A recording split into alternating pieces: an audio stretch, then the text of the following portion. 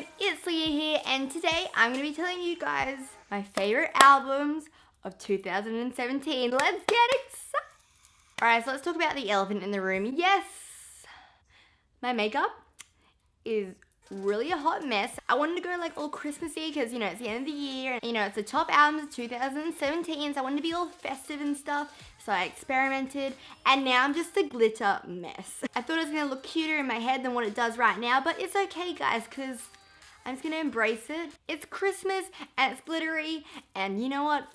I don't care. Okay, so now into the actual video. 2017, I personally think has been a really good year for music releases. There's been a lot of fabulous things come out, and I'm really excited to talk about those ones. But I also have to say that a lot of my 2017 was falling in love with bands that I hadn't heard of before and listening to albums that aren't actually from 2017. So please keep in mind that these are my favorite albums to be released in 2017. However, if it could be my favorite albums of the actual year, not caring when they came out, there'd probably be an extra 10 in this. So please keep that in mind. These are the albums that I personally found that I went back to the most, when really there was a lot of fabulous albums that came out, but these are the ones I was just drawn to the most. So those other fabulous albums are going to be called my honorable mentions, and I'm going to pop them in right now.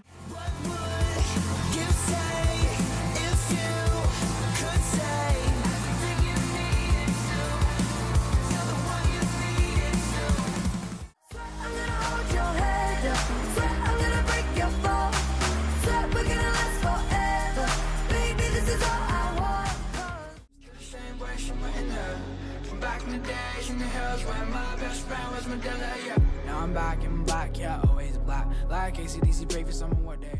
Okay, so they are some albums that I really did adore, but I feel like these ones that I'm going to talk about, I just found myself listening to a little bit more. Alrighty, so without further ado, let's get straight into my favorite albums released in 2017.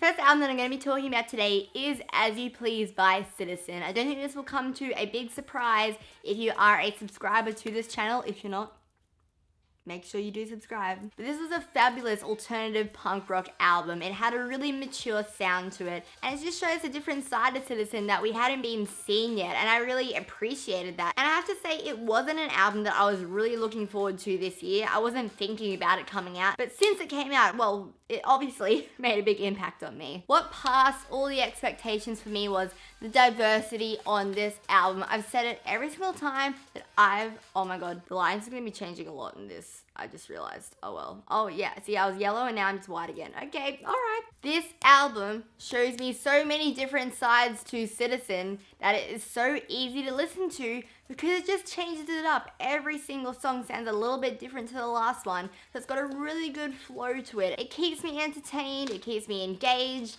and it keeps me wanting to go back for more and more. Everything that they have done to this album, I really love. I appreciate it. I think that's a really good step in the right direction for Citizen. The different sounds on this album are what keep me coming back, and I'm really glad that even though it wasn't an album that, as I said, I was excited for, I find myself reaching for it almost every time I go into my Spotify. Oh, please, just don't ask me how I've been. Don't make me play pretend. Oh, no. Oh, what's the use?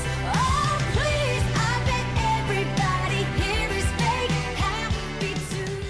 Paramore with After Laughter. Once again, this is an album that I was not expecting to be what it is. The same with Citizen. We have another band that's changing up their sound, and I wasn't a fan of that change when I first heard Hard Times, It wasn't my favorite album when it came out, like at all. I just was not feeling it the way that I felt their self-titled. Their self-titled to me is sacred and one of the best albums that I know of, because I think that that album has a good mix of, pop-punk Hayley and then pop Hayley. This shows a lot of like 80s funk Hayley.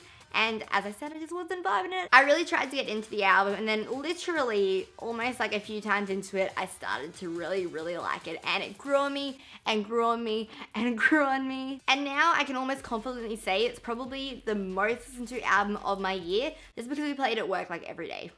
It's fun, it's sad, and it's real. It shows a really vulnerable side of Hailey that is like kind of hidden by the fun songs and the fun beats. And I kind of like that like depressive, sad, happy thing that a lot of bands are going for nowadays. It's funky alternative pop music, and I'm never disappointed when I hear this album getting put on. I don't wanna fight right now. No, you always right. Now no one needs you around with me, but nobody been around with me. Been through the ups and the downs with me. Halsey came out with their second album this year with Hopeless Fountain Kingdom, and you know what?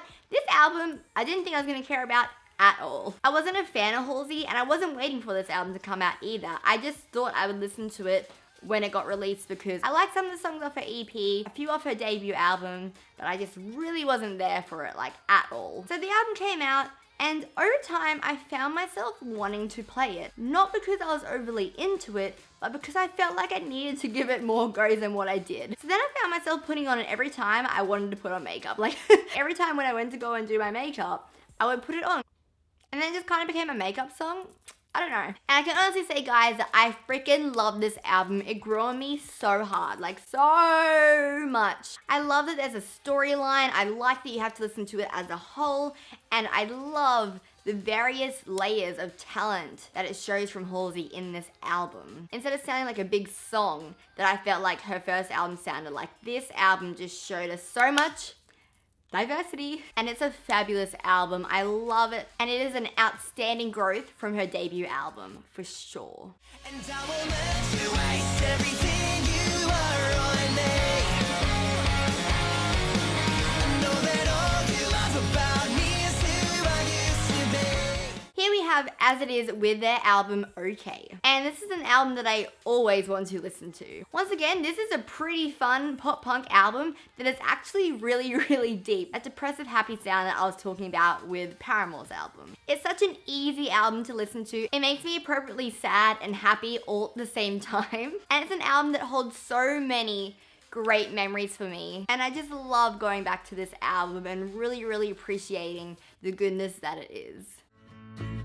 Just let me know, I'll be out the door, Open, you come around. Just let me know, I'll be on the floor.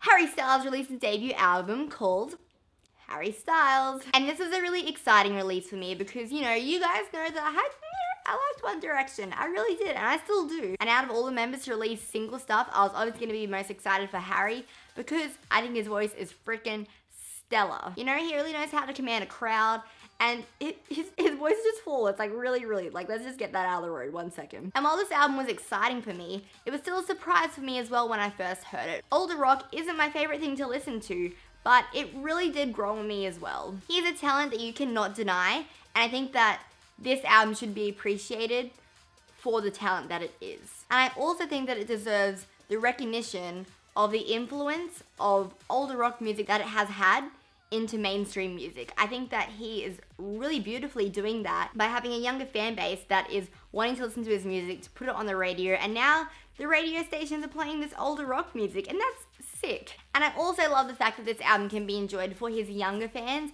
and the parents of the younger fans. You know, our whole entire store at JB Hi-Fi loved this album. I mean, most of the store did. And it was people my age, younger, and older. Everyone really enjoys this album. It's very universal. And I think it's cool that the younger audiences can start to appreciate some good old rock and roll. Like most of these albums that I've spoken about, it showed a lot of diversity, a lot of talent, and really a flawless release.